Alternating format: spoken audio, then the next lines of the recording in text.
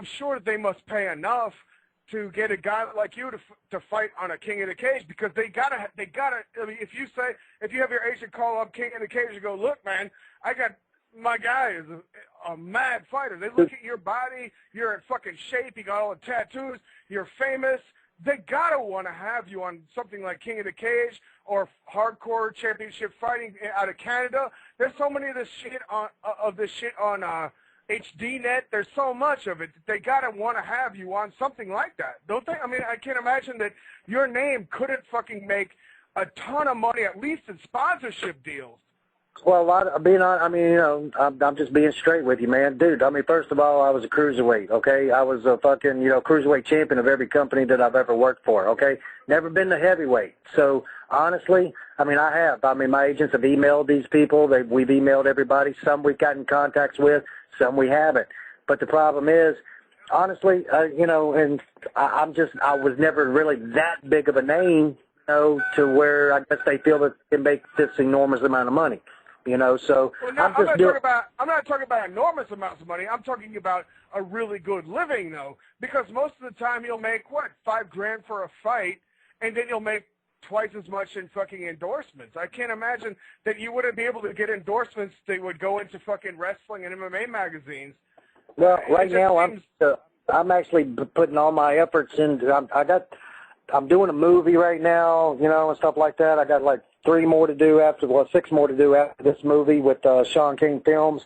And in between, I'm doing all this contacting and stuff. I'm actually trying to get with the WEC because it would fit my weight class a little bit better, and I could actually drop a little bit under a welterweight, and with my size and strength, I think I would do a lot better. Well, yeah, because you seem like you're really big for your size. I mean, you seem like you're really like pro wrestling blown up. Oh yeah, most. So it seems like you could probably lose a lot of weight just by not eating as much. Really, I know a lot of guys that are blown up from like 150, and they're just humongous, like 250 guys that are just giant. Yeah, well, people that meet me think I'm about 200 pounds, and I'm not. I'm only about 180 on the off season. When I'm in a training, environment, and I'm getting ready for a fight, I usually drop anywhere, around 10 pounds, and I fight usually at about 170. So, 170, 172 around there. So, I mean, I am a lot bigger because I've been working out since I was like a child. You know what I'm saying? I'm 40 years old now. I've been working out all that time, every fucking dedicated, So, and in the wrestling business, what helped me a lot, I wrestled people like Mike Awesome.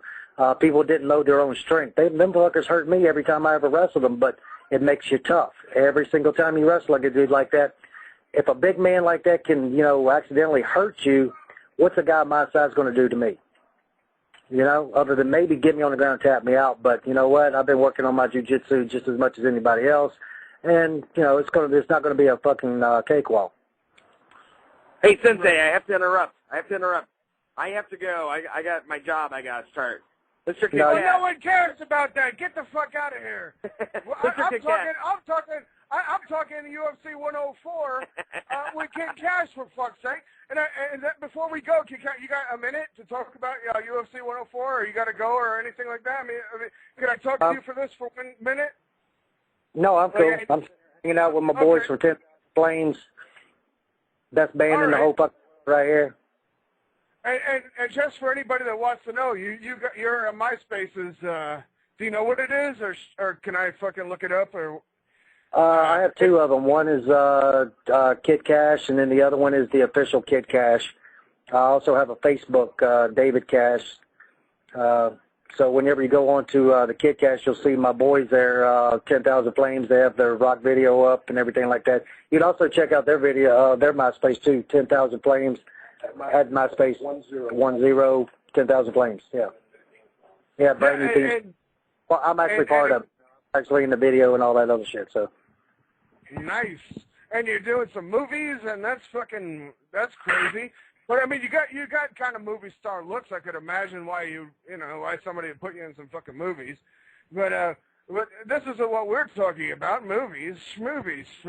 But of course, anytime, hey, Kid Kash, anytime, you're one of our, just from between Violence Jack and me, you are one of our favorite fucking guys. Brian Pillman was another one. But of course we can't talk to him, so we can talk to you. That's fucking awesome. And, you know, I mean, Gold Dust before he became, you know, before it was lame, like in the Attitude Area. We would have loved to have talked to him. But we weren't even doing stuff. We like all this crazy, like out of the way shit. You know what I mean? You know what? Honestly, Brian Pillman and I were good friends back in the day. And Brian sat down and told me he was impressed with my wrestling style, you know, and he liked my aggressiveness.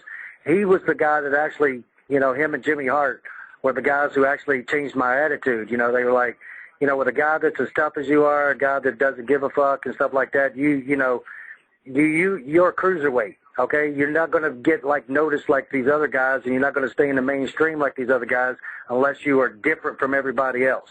So, therefore, I just let the real me pop out, you know.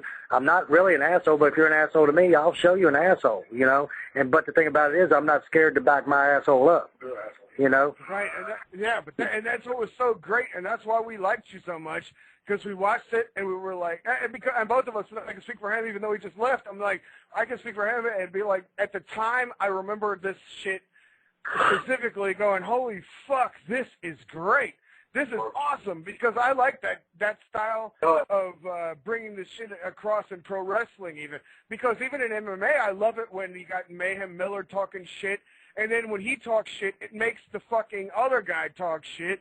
When Frank Shamrock talks shit, Phil Baroni talks shit, and when he talks shit, he gets a fucking contract at UFC, and Phil Baroni sucks. You know, yeah, he does. It's only because he could fucking talk that he is anywhere. You know, like well, he had a couple of fights too. I mean, I'm not taking anything away from him, but yeah, he's not the greatest fighter I've ever seen. But he loses 3 fights, then he gets 1 knockout against a fucking scrub. And then he loses 3 more fights, but he talks his way into a good fucking fight. You know what I mean? Everyone believes that he has a chance to fucking win, even though you know he doesn't have a chance to fucking win. I mean, there's almost is that what I got to do? I got to go just show up at the pay-per-view and tell Dana White I'm going to whip his fucking ass if he don't put me on the damn card? Absolutely. I mean, you don't even tell Dana White. You don't got to tell Dana White. You got to go tell Frank Shamrock. Go tell Frank Shamrock you're going to whip his fucking ass. And then honestly, Dana Frank White will look at you. is a legend to me, and I idolize that man. Frank, you know, honestly. I wouldn't want to fight the guy, honestly. I mean, I would fight him for the publicity, and I would fight him, you know, just to make my way in the business. But, yeah, that would be probably a short loss, actually. You know. Hey, but I wouldn't be afraid.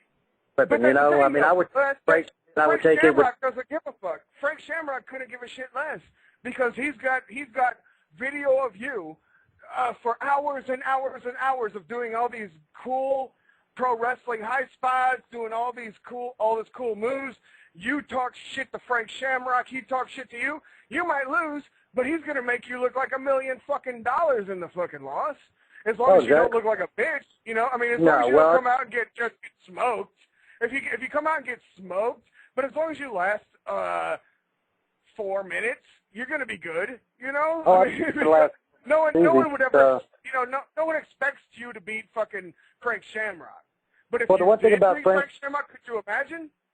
Well, the one thing I admire about Frank is we both have the same philosophy about fighting. I don't think it's a shame. I don't think it's a bad thing. I think, you know, if it's not a bad thing to punch somebody in the face. You know what I'm saying? It's not a bad thing to take up for yourself. But as long as you do it with some class and some technique, I don't think it's wrong at all. You know, you got all these people out here saying UFC and MMA is barbaric and all that stuff. I don't think it is. I think it's the most purest form of competition that you'll ever find in the history of competition. You know, you got 2 men, just a pair of shorts and a pair of fucking really small gloves, and they're in a cage, for crying out loud, and it's a human chess match to see who is the absolute best.